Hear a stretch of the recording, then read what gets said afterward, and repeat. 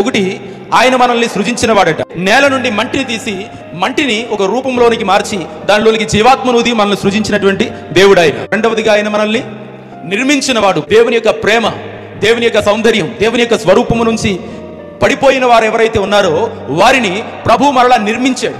పడిపోయిన బ్రతుకుని, శిథిలమైపోయిన బ్రతుకుని మరలా ఆయన నిర్మించిన వాడు. మూడవదిగా ఆయన విమోచించాడు.